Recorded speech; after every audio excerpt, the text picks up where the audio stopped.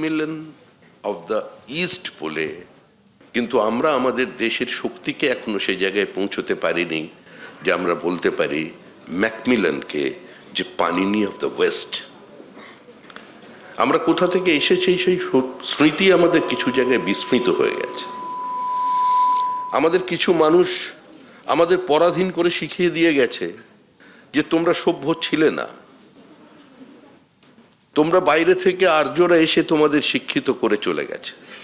কিন্তু আজ রাখিগড়ি এক্সক্যাভেশনের পর প্রমাণ হয়ে গেছে Aryan invasion theory is a myth. 30 বছর আগে পৃথিবীর বিভিন্ন বিশ্ববিদ্যালয়ে যা পড়ানো বন্ধ হয়ে গেছে, আজও কিন্তু সেই পাঠ্যক্রমের মধ্যে আমরা আছি। আজকের তরুণ প্রজন্ম এই সোশ্যাল মিডিয়ার যুগে যারা উৎসাহী বিভিন্ন ছাত্রছাত্রী আছেন, যাদের জ্ঞান পিপাসা কখনো সোশ্যাল মিডিয়ার মধ্যে দিয়ে হার্ড টেক্সটের মধ্যে ঢুকে পড়ছে, আমি আশা করব তারা এই বিষয়গুলো নিয়ে ভাববেন, চিন্তা করবেন।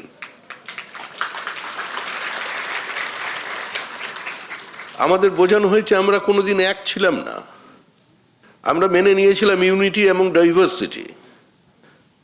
কিন্তু এই দেশে কিছু মানুষ ছিলেন, তারা বারবার এই কথা বলে গেছেন যে ইউনিটি এবং ডাইভার্সিটি নয়, unity manifested itself into diversity and we celebrate that diversity within the ambit of unity.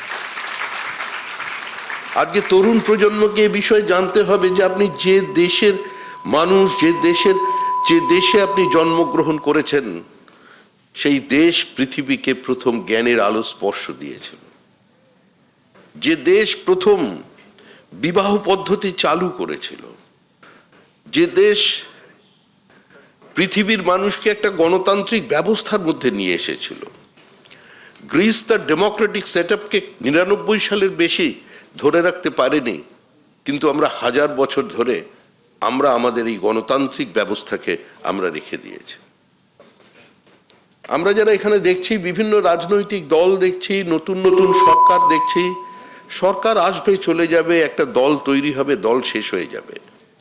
কিন্তু ভারতের মাটির যে বহুত্ববাদ, একম সদ বিপ্রা বহুধা বদন্তি, যে কথা নিয়ে আজকে আমাদের সমাজ, এই চলমান সমাজ এগিয়ে চলেছে, এই সমাজ এই দেশেই কিন্তু প্রথম ব্যালট পেপার এর প্রচলন হয়।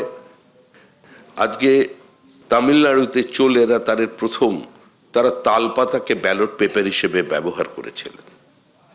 আজকে বিভিন্ন জায়গায় আমরা মানবাধিকার কমিশনের কথা শুনি, মানবাধিকারের আন্দোলন দেখি, কিন্তু লিচ্ছবি রাজবংশের প্রথম রাজা রভক আমাদের বৈশালীতে মানে বিহারে তিনি গদিচ্যুত হয়েছিলেন বৈশালীর মানুষদের দ্বারাই হিউম্যান রাইট ভায়োলেশনের কারণে, মানবাধিকার লঙ্ঘনের কারণে।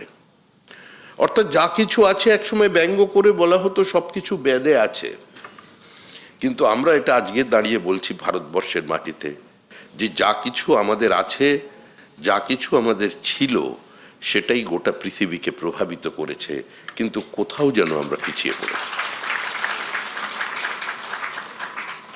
আপনাদের প্রত্যেক জীবনের স্বপ্ন সফল হোক, আপনারা প্রত্যেকে নিজ ক্ষেত্রে প্রতিষ্ঠিত হন, আপনারা দেশে থাকবেন, দেশের বাইরে যাবেন, কিন্তু তার মধ্যেও মনে রাখতে হবে আমরা যারা পশ্চিমবঙ্গের বাঙালিরা আছি, আমরা প্রথমে ভারতীয়, তারপরে আমরা একজন বাঙালি।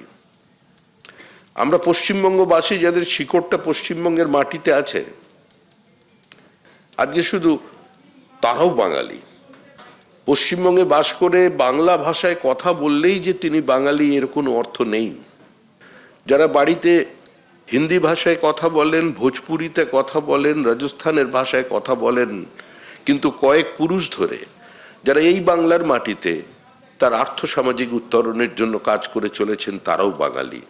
তো সেই পশ্চিমবঙ্গবাসীরা যারা বিভিন্ন প্রান্তে আছেন, আপনাদের আত্মীয়রা আছেন, আপনাদের বন্ধু, দাদা, কাকা, জ্যাঠামশাইরা আছেন, সকলেরকে বলবেন, আঙ্কেল একটা ফোন করে বলবেন যে পশ্চিমবঙ্গে আসুন, পশ্চিমবঙ্গে আসুন, পশ্চিমবঙ্গে ইউনিভার্সিটি তৈরি করুন, পশ্চিমবঙ্গে বড় শিল্প তৈরি করুন, পশ্চিমবঙ্গে নতুন নতুন মেডিকেল কলেজ তৈরি করুন, আমাদের মেধার বিকাশ ঘটান। আমি আবার সেদিন শেষ করব যে কালিদাস রায় বহু বছর আগে লিখে গিয়েছেন, বর্ষে বর্ষে দলে দলে আসে বিদ্যা মঠো তলে। কিন্তু সেই একই কবিতায় শেষ দিকে তিনি লিখছেন, ম্লান মুখ কখনো না দেখি। আজকে আমি যাদের সামনে দাঁড়িয়ে আছি তাদের মুখ ম্লান নয়, তাদের মুখ উজ্জ্বল, তাদের পরিবারের মুখ উজ্জ্বল। তারা তাদের প্রতিভা দিয়ে, তাদের মেধা দিয়ে, তাদের অধ্যাবসায় দিয়ে তারা তাদের প্রতিষ্ঠা করেছেন। শ্রদ্ধাবান লভতে জ্ঞানম, যাদের শ্রদ্ধা আছে শিক্ষকের প্রতি, তারা জ্ঞান লাভ করবেন। শুধুমাত্র বইয়ের পাতার মধ্যে দিয়ে কোনো জ্ঞানকে সীমাবদ্ধ রাখা যায় না।